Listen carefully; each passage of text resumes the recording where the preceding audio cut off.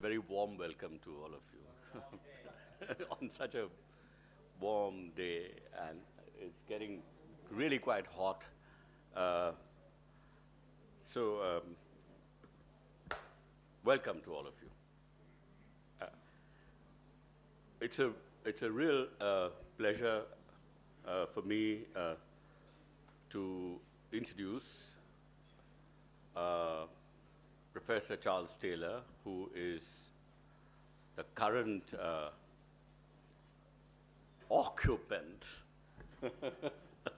horrible word, of the very, very distinguished chair named after the founder of CSD, Professor Rajni Kothari, who I also welcome, and it's a real pleasure always. No, I want to welcome you. Why not? I mean, it's really quite a privilege, Rajni Bhai, that you're here, and a warm welcome to some of our board members and some of our past board members. Loki Madan, a great friend of the center, VP Singh, who's the treasurer, and of course the person who's going to chair. Another director, ex-former director of the center, Professor Dhirubhai Shah, who is very kindly and generously agreed to chair today's proceedings. I've got many, many pages on Charles Taylor, and I've been, introducing him at quite a number of places, and I don't know how many times I've introduced him, and each time I want to say something new and something unexpected. But I think this is his fourth appearance here, and I'm not sure what all I've said about him already, but I would still like to say that he is undoubtedly one of the most distinguished philosophers of our times. Like any deep and complex thinker, it is really hard to pin him down to a single philosophical outlook. He's immune to any categorical classification. He's deeply modern and yet draws upon ancient philosophers and is acutely conscious of the morally ambiguous legacy of modernity.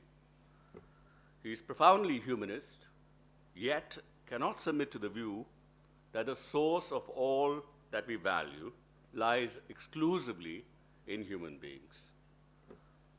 He's frequently labeled a terrible term, he's frequently labeled a communitarian thinker, and yet it's hard not to think of him as a liberal in the very best sense of the term. He's steeped in Western civilization and ethos, but he shows a remarkable readiness to be open to other outlooks and civilizational resources. He's a constant source of inspiration to many, many of us who are searching for alternative ways of thinking, something that really deeply connects him with the center. And some of you might recall that he was the first B.N. Ganguly Memorial Lecturer. He gave those outstanding series of lectures, which everybody remembers till today, Professor Taylor. I think I mentioned this before, but I might as well repeat it because it's a nice phrase, and every word of it is absolutely true.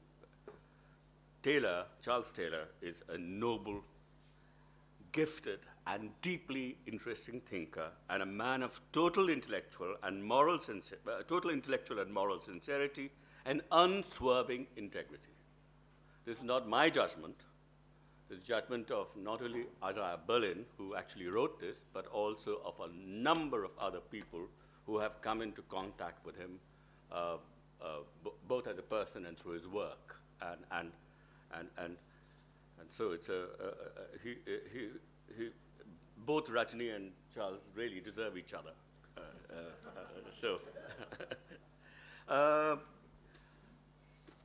What else? I mean, when I first suggested to him to come to India, he readily agreed, but I think even he doesn't know that he would be so terribly exploited by us.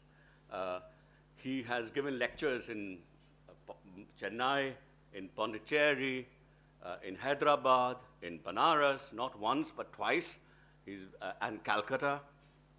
This is, as I said, his fourth appearance in the center well, this time, not just, but he's been to the University of Delhi, spoken at the English department, at the political science department.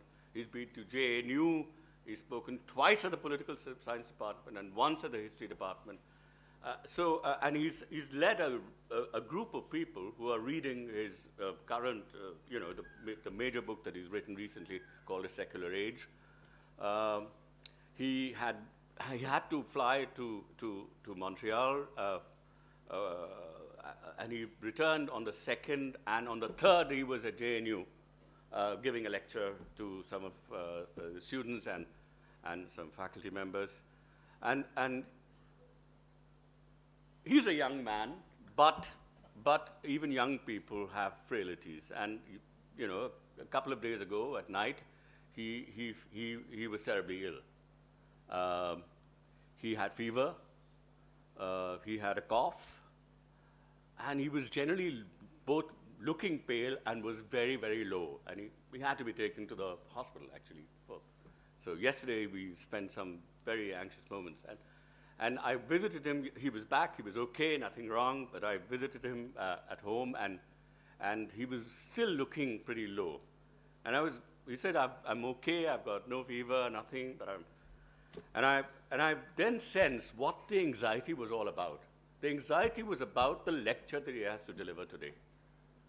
Because he was concerned that if this condition grew worse, then it would be a very, very deep embarrassment to all of us, and that's the quality of Charles Taylor. Right? So it's a real honor that you're here, and because you're not as well as you might have been 3 days ago, we request you not to speak from the podium, but to sit here and deliver your lecture. The person who's going to chair is not me, although I've sounded like the chair already, but it is Professor Dhirubhai Shah, and I now request Professor Shah to take over the proceedings and to say a few words.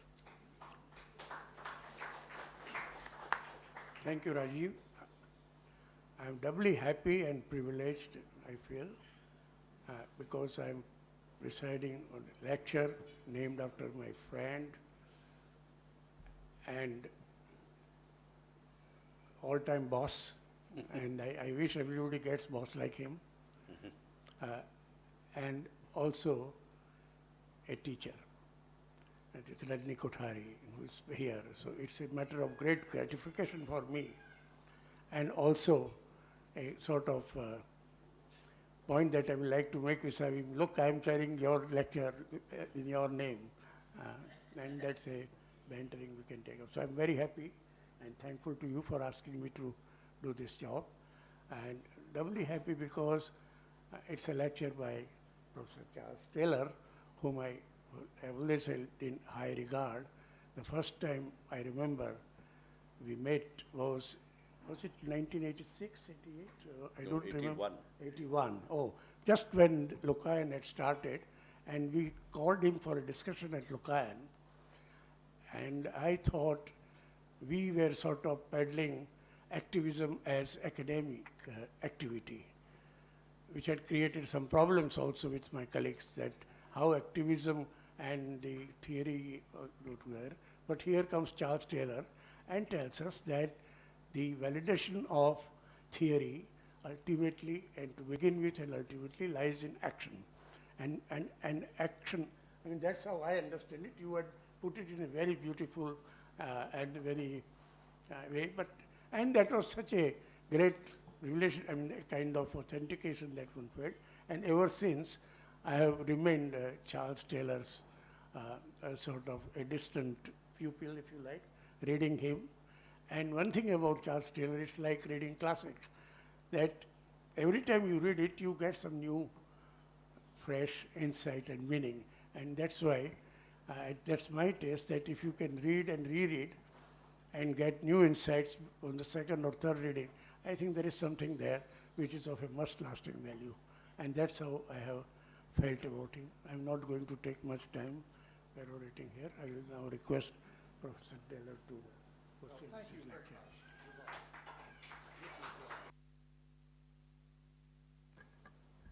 It's a great honor for me to be the Rajni Kothari chairholder in democracy here. And in a way, what I'm going to say here today comes out of all that. I mean, let me go back to what Rajiv was mentioning in 1981, when I gave the McGill Lectures. I really met the center, you know, I knew about it from outside, and I met Rajni.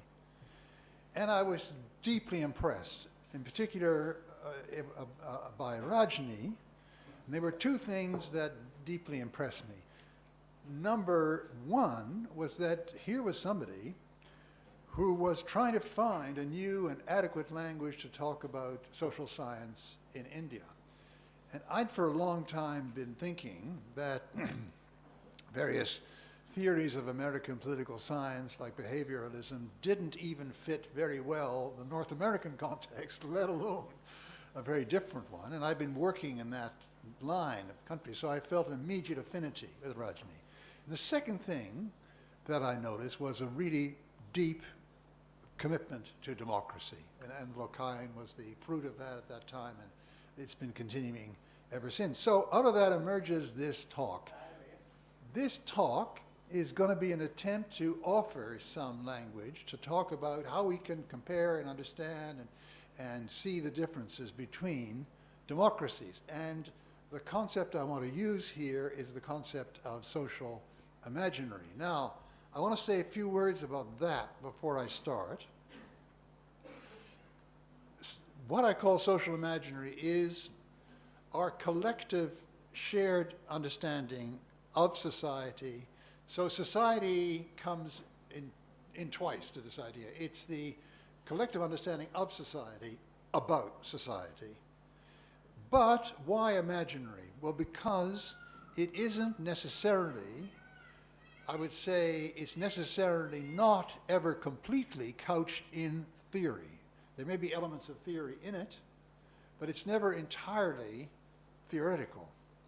I mean, think of the way our understanding of society can come to us through the stories we tell and through certain know-how that we have. I mean, a very good example of this is Bourdieu's famous concept of the habitus, right, in which the kids learn to respect the elders by being taught to bow and not interrupt and all these things. And every society has this kind of thing. This is, they get a picture of their society, of what it's made of, what its hierarchy is, in this case hierarchy, through their know-how, being inculcated in a certain know-how. So I think that's a very important point to make, because very often when you talk about social imaginary, people assimilate this to the category of ideas, and focusing on social imaginaries is sometimes castigated as idealism. But I want to claim this is not so much false as unintelligible. That is, because applying the binary ideas and over against ideas, reality, to social imaginaries just doesn't grasp what they are. And really there are two ways in which it doesn't grasp what they are. One is that I've just mentioned, that this understanding is partly couched not just in thoughts, but in stories, but in know-how. But the second reason, and this is particularly for us, we're considering social imaginaries of democracy. We're considering the social imaginaries which underlie some of our crucial practices, in this case, the practices of democracy. And they underpin these in a very central way, because it's the social imaginary of a given society that gives a sense, that makes sense of these practices. And so you can't really see the imaginary outside the practice. They are one reality with two faces. Right? practices and the kind of understanding you have to have in order to engage in them, in order to make sense of them. I mean, for instance, take collective decision. We take these in our large democracies by people going to the booth and marking a ballot, and it all gets counted up. And then the result is the collective decision, the parliament or the president or whatever. For lots of people in human history, this sounds absolutely mad. We all know that earlier face-to-face societies, very often what you see them doing is long palavers, and they begin to get a sense of where the consensus might lie, and then at a certain point, certain people articulate it, and everybody comes on board.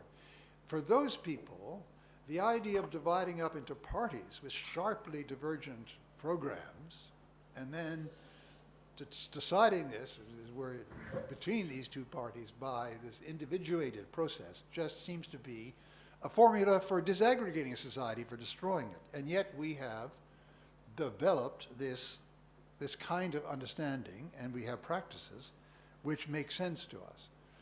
When you think that even the idea of the loyal opposition in the 18th century was a British concept, but it was thought to be unintelligible in France, because how can you have if you're opposed, you're not loyal.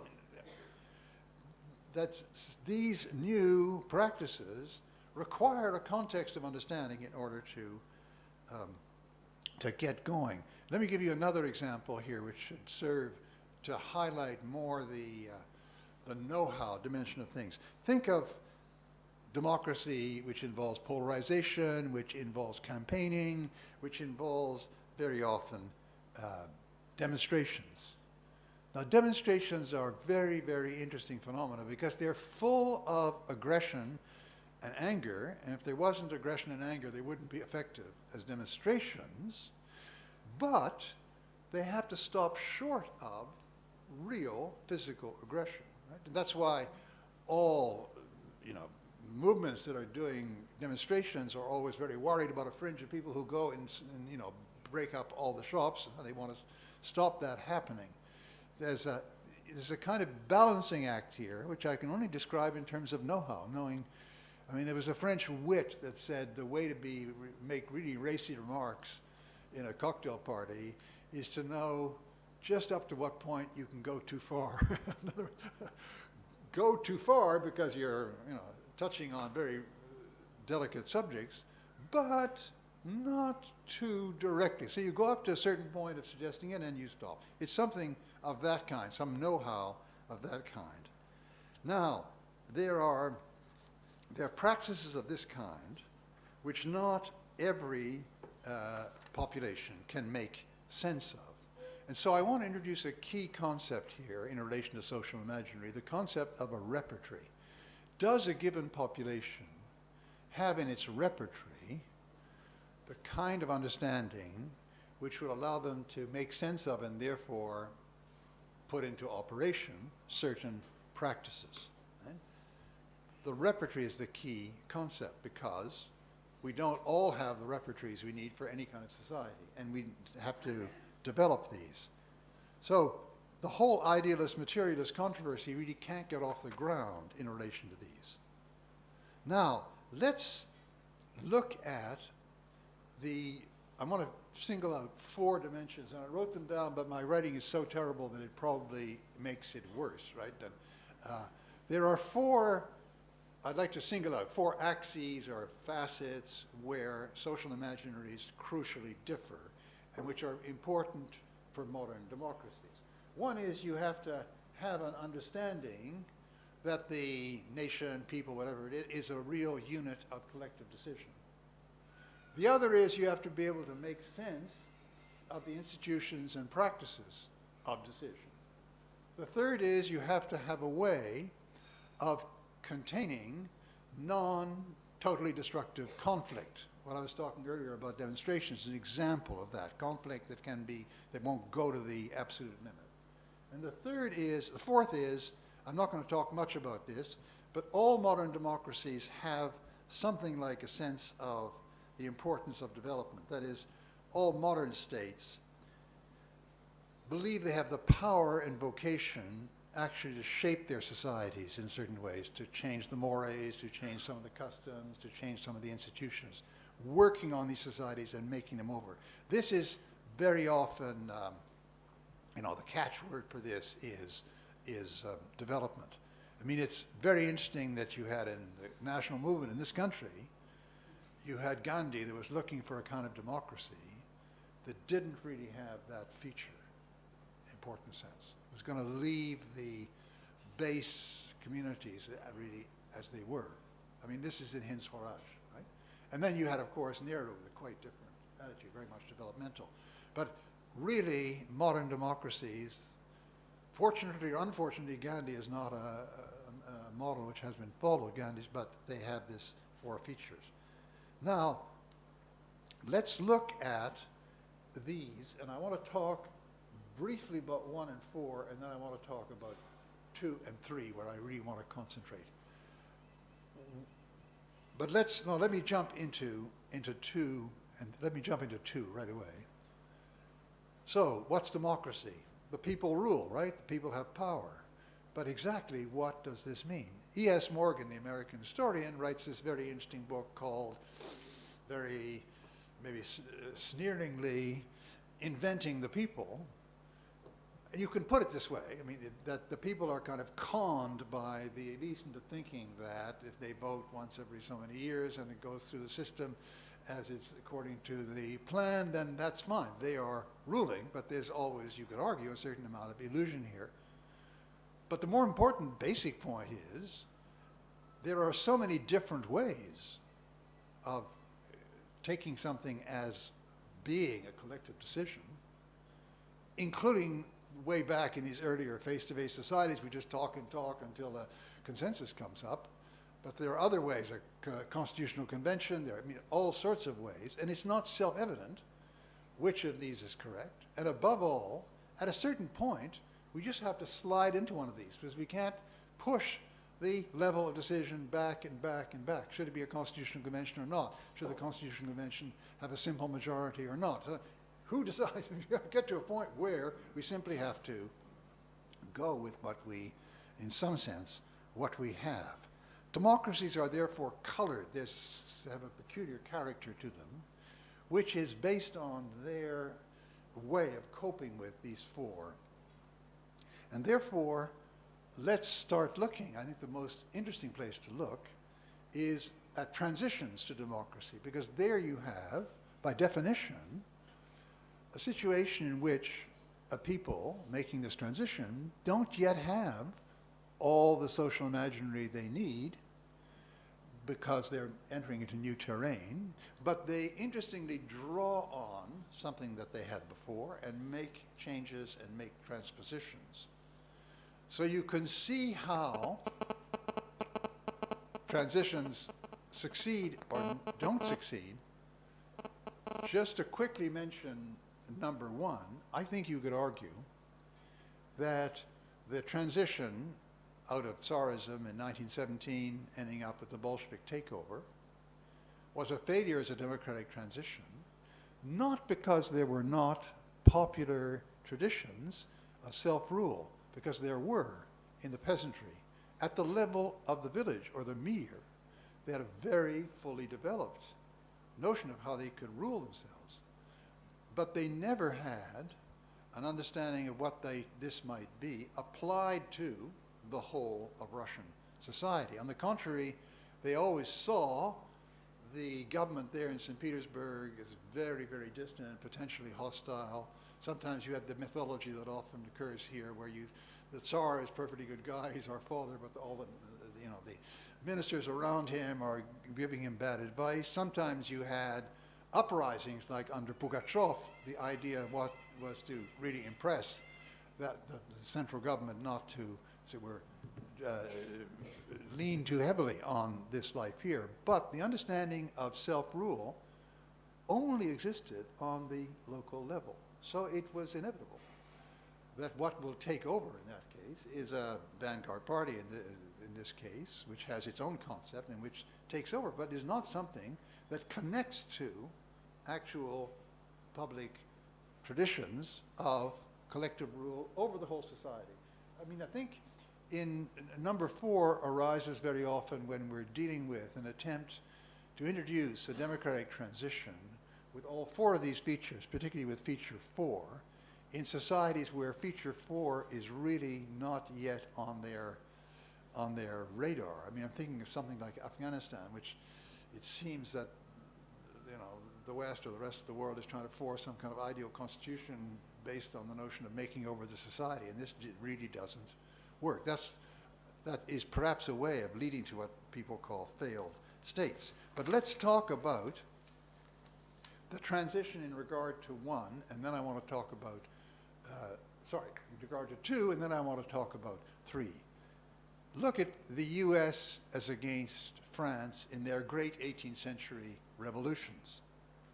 Now, the transition to democracy, it wasn't called democracy then, and in some ways it wasn't really, but it was on its way there. Well, I'll talk about that in a minute. The transition was greatly facilitated in the United States because there were a set of existing practices on the level of the colony or state of popular rule through electing to legislatures. What they needed to do was to extend this in a federal system to the whole continental federation. In the case of France, there was an absence of this kind of thing. That is, there wasn't, I mean, the point I want to make is that in the American case, this was so obvious to people concerned, it was so obvious that this was a perfectly legitimate way to carry out a collective decision, that they stopped, as it were, the infinite regress of questions. Is, you know, who decides if this is the right way? Who decides if that's the right way to decide, etc. They stopped the regress by simply the evidence for everybody that this was a good way of operating. In the French case, there was nothing like that. There were rival views. There was a strong influence of a Rousseauian view, which actually didn't even believe in representation, so they set that aside. But certainly had no sense of the process. They, at various moments, invoked the direct intervention of the people. You know, when the Jacobins brought in the people from the sections and sent the Girondins out of the convention and so on. And so you have this big gap. There wasn't something they could draw on. There was the States General, but that was so much a medieval constitution being called at the behest of the king that it couldn't possibly serve their purpose. That's why the tennis court oath was, of course, the great moment in the French Revolution, where they said we're no longer dependent on being called by the crown. Right? So, but at the same time, there were traditions. There were traditions, for instance, of popular insurrection, but which were crucially different from what you need for a modern democracy in many ways, but one of the most important ways was this was never seen as a taking over of sovereignty or control. It was seen as a way of really making the point and getting the king to see and getting the intendant to see and put through the reforms. And as a matter of fact, the taking of the Bastille in July 4th, 1789 was another example of that. And it was sort of reinterpreted, exposed as a demand of sovereignty on the part of the people. So you get the French tradition of popular insurrection as against the American tradition of representative institutions elected by the population. Now, it's not just a matter of the transitions. My next point is that what eventuates from these transitions is different, is affected. If you like, the democracy is path dependent. You can see this in the short term, in the French case, with this tremendous difficulty in finding a form that people could accept that would actually reflect the demand for popular government. And very often what took its place was a kind of apotheosis of the revolutionary movement itself. I mean, the passion play of the revolution. I mean, think of Victor Hugo and the barricades, you know, in 1831 and in 1830 and 1848. And then later on, you get the development in the Third Republic of a more or less stabilized form. But even here, you have tremendous peculiarities of the French system. Above all, very powerful influence of Rousseau and the idea of the volonté générale, great suspicion of what were called intermediary bodies. You know, there should be nothing between the government representing everybody and the individuals. There even was great suspicion of trade unions. There were the laws of the early period of the revolution making them illegal, which took a long time to get off the books. So you see that the different transitions, which you can understand in terms of different pre-existing social imaginaries, produce different modes of democratic life. Pierre Rossan-Vallon has written interesting about this. He has a book called The French Political Model, which is really very interesting on this, and how it's gradually changed over time, and how it comes out of there. This is, I think, one of the most interesting historians of French democracy that there is, Rossan-Vallon. In the US, by contrast, a quite different understanding of democracy arises. And you can see this in the very first decades after the revolution, after independence, that the word independence itself begins to get expanded and takes on the meaning not just of independence of the society from the British Crown, but it takes on the meaning of the individual independence of the citizens. They're being entrepreneurs, masters of their own fate, able to go out and, both change their religion and move to another part of the country and set up a new business and so on. Independence took on this coloration of a kind of ideal for what this democracy was about. And in a way you have great, in a sense, to just find labels, we have Rousseau on one level being in some ways, it mustn't exaggerate, but to some degree inspirer of the French case, and you have something much more like Locke, but actually goes even beyond that, inspiring the American case. Now, I'm going to move slowly towards number 3 by looking at some other European cases, right? You'll see, I should have said this at the beginning, I'm talking exclusively about European cases, but I want to come to the point where I can put some questions about what this means for understanding India. But they are questions because I'm totally ignorant and I'm just looking at this from the outside, but I think to get some of these distinctions clear is a good grid to ask certain questions. But let's look at some other interesting cases, European cases, from another point of view, and I'm taking here France again and the UK. As democracy becomes a mass phenomenon, as the franchise gradually expands, and you get in France manhood suffrage after 1848, what happens is that the subaltern groups develop very often a very powerful sense of their own identity as groups. Not just the powerful sense, let's say, of a trade union movement, but even the sense of a trade union movement which is implanted in the local communities in which it exists, so that these form a single identity together. You want to see the last dying moment of that? In the British case, think of the 1984 miners' strike when Margaret Thatcher determined to smash the miners, and I think Cargill made a terrible mistake of helping her along to do that. But what this tremendous movement of resistance was based on was the culture, if you like, of the mining village, which was both a culture of the left, a culture of the workers, and a culture of the locality, right? And in other ways, you have this with French and German trade unions, right? So you have something here which is, again, antipodal from the US case, because the people are not simply made up of a lot of individuals that demand independence. The people is made up of not only associations, but associations with a very strong identity. The subalterns had very strong identity.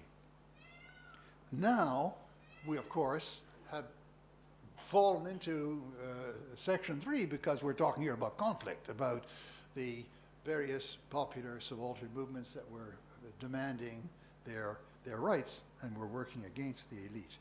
And we need to understand how this conflict works, and in other words, how conflicts can be very differently imagined very differently conceived in these different kinds of cases. And here's where we have to, I think, to introduce this crucial word, the demos, the people, which is behind the notion of democracy, power to the people. And in the Greek case, it meant the common people, the hoi polloi, not the elites. What's very interesting is that all European languages since have this double meaning for people, populo, folk, whatever the word is. It's in one use, it covers the ensemble of citizens of the given society. In another use, it covers the ordinary people, common people, the people that are getting a tough time from the elites, the people that want to organize, right? The demos in that second sense, right? And how do people insert themselves? It's because Aristotle, of course, Aristotle made famous in history the definition of democracy as the weapon of this one class, right? It was not governing the whole people in the interest of the whole people. It was governing in the interest of that class. And this was very, very common up till very recently. So the early American founders, no, we're not for democracy. No, we're for a republic, right?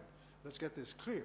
Because democracy meant faction. It meant that the representatives of the people would ride roughshod over property and so on. It's only later that we get this semantic shift, which we're all living in now, where democracy is the key word, right? So the issue is, how do the people assert themselves?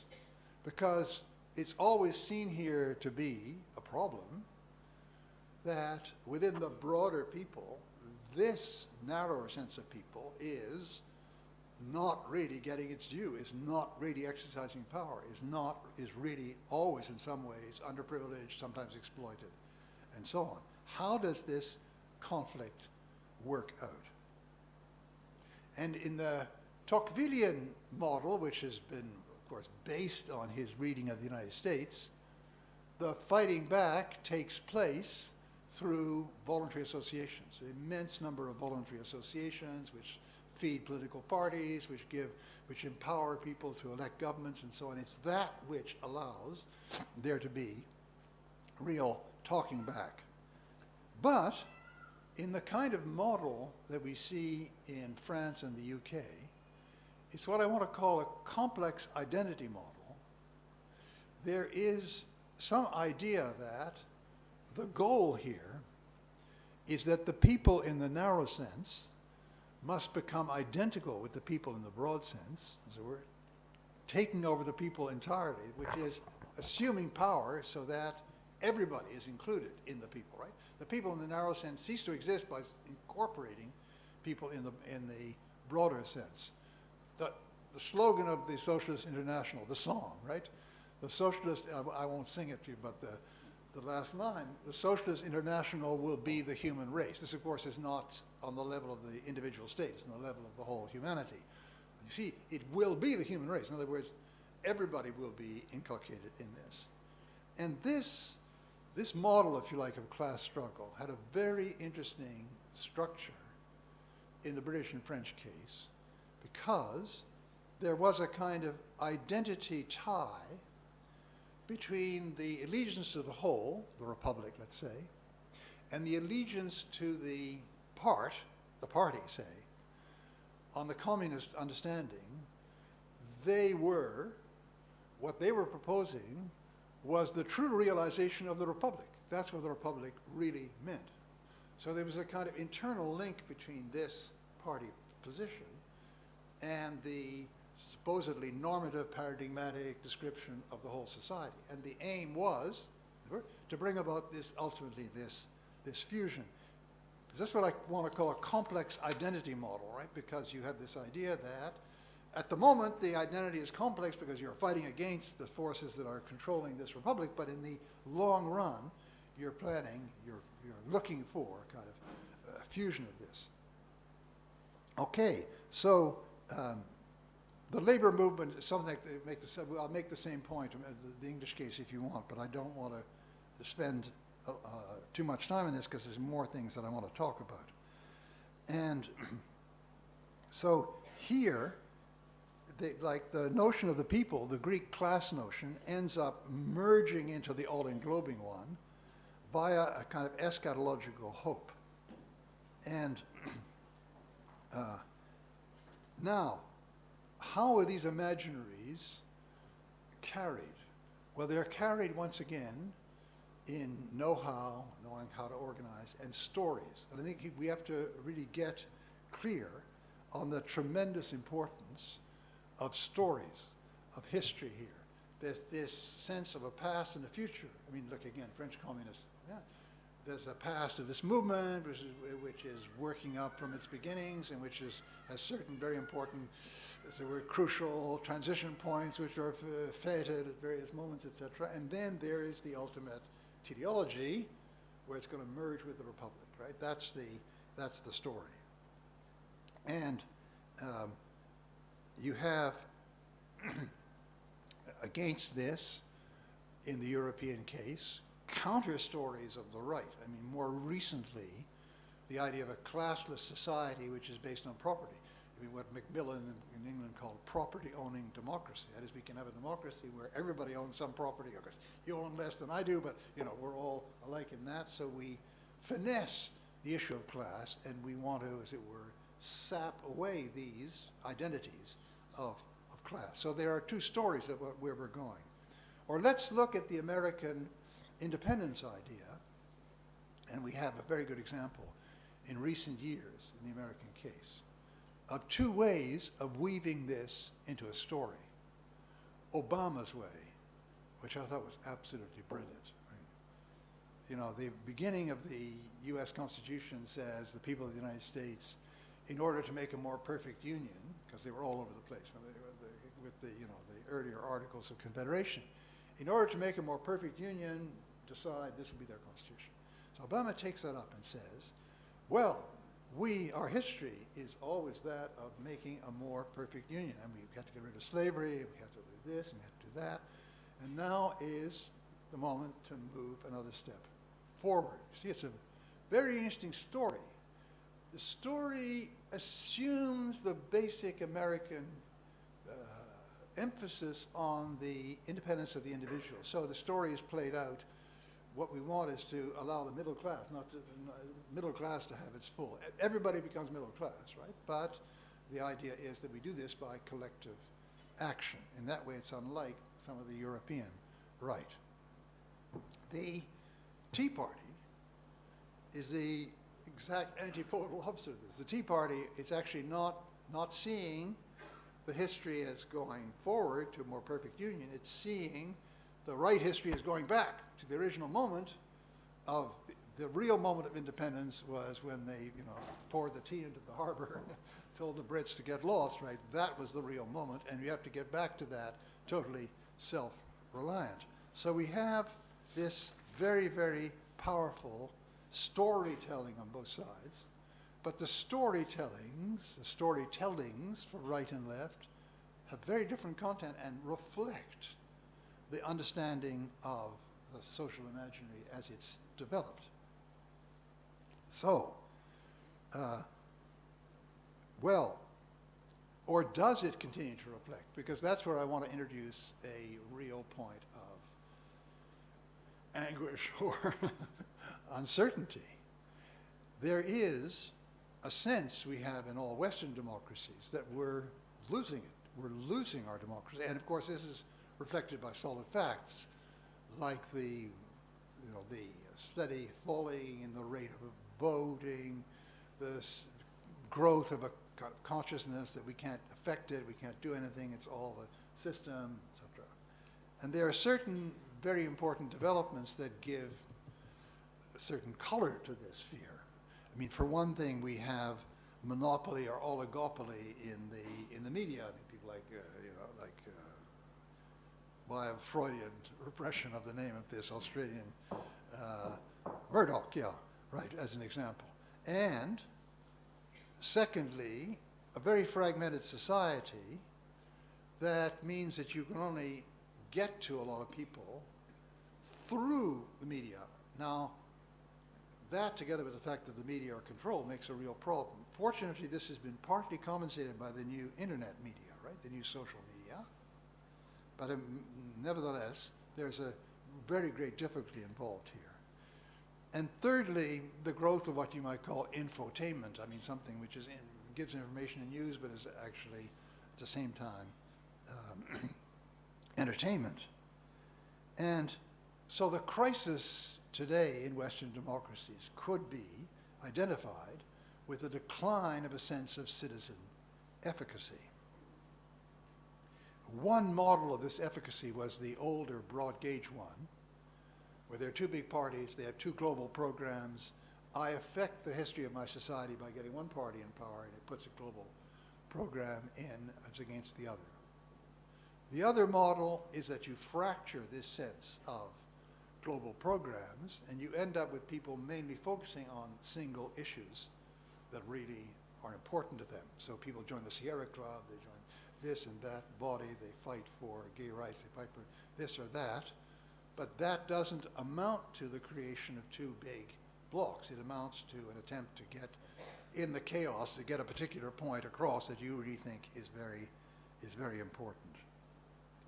And it looks as though the effective citizen is the one that can manipulate the system, can get a lobby going, can get a lot of money together, send in your dollar to the Sierra Club and they will lobby people in Congress to pass this legislation and so on and so on. And so we have this kind of shift in which it looks as though this powerful distinction between the United States and certain European societies is being lost.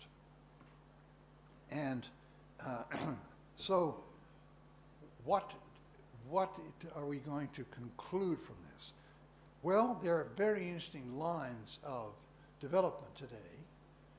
Again, Rajni is saying something like, maybe we have to revise our model of democracy. Maybe what we need is not so much a democracy of the popular will, a single version of the popular will, voted in, put into effect by this party which gets the majority, but we have to have a more procedural understanding of democracy.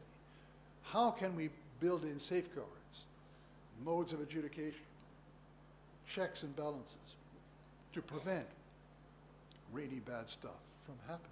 I mean, the very interesting agitation in India very recently, Hazare, about the issue of corruption is an example of that, where you move, in a certain sense, outside the proposal is to move outside the state system, outside the governmental system, and have an independent watchdog which can step in and prevent people from doing certain things. All right.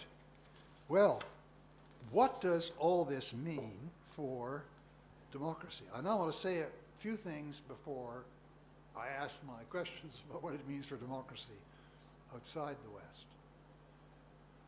Well, perhaps one of the things it might mean is that built into large-scale democracies, this is very speculative, so you probably think it's totally wrong, but this is an interesting idea to chew over. What is really necessary for the kind of health of democracies is that there be, well, first of all, that democracies are based on the idea of a demos that is not yet identical with the whole people, but is struggling in that direction. And secondly, that democracies can be vibrant to the extent that there is a credible and open path, set of policies, set of actions, which can take us from one to the other. I mean, it's got to be credible, not some totally invented thing, but it has to be something which is really people can engage with.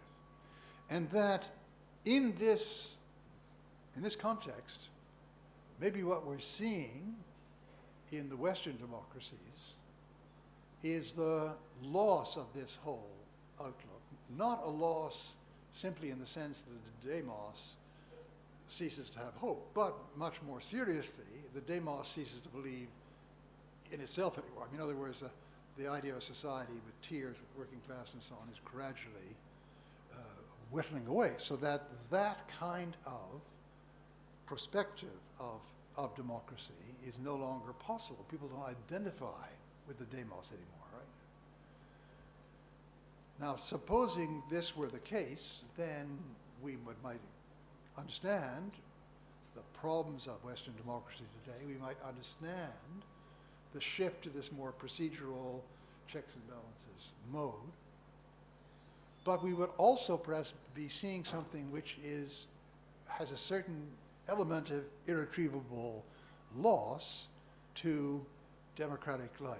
Okay, that hypothesis is this, that a really vibrant democratic life requires some identity of the demos and some credible path whereby it can not totally become, that may be too utopian, it may make serious progress towards no longer being subordinate, towards bringing itself closer to being part of the whole people, right?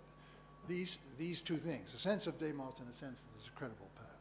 And when you lose that, you lose some of the energy of democracy.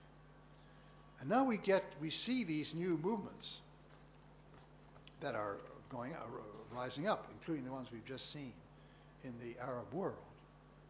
And the tremendous energy here, of course, comes from the sense that there is a credible path. Yeah, we can actually throw over this regime and we can actually build something together. And the sense of we can build something comes out of not just the fact of overthrow, but the manner of overthrow. I mean, I think everybody there is looking at Iran. Egypt, everybody's looking at Iran as the counterexample, where you threw over the Shah, but it was done in such a way that the thing could be captured by the particular group, right?